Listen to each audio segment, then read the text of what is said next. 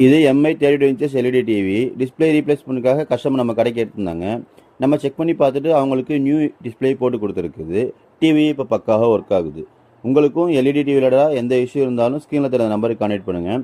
எங்கள் டெக்னீஷியன் உங்கள் வீட்டுக்கு வந்து பார்த்து ப்ராப்ளம் என்ன அனலைஸ் பண்ணி எஸ்டிமேஷன் கோட் கொடுப்பாங்க.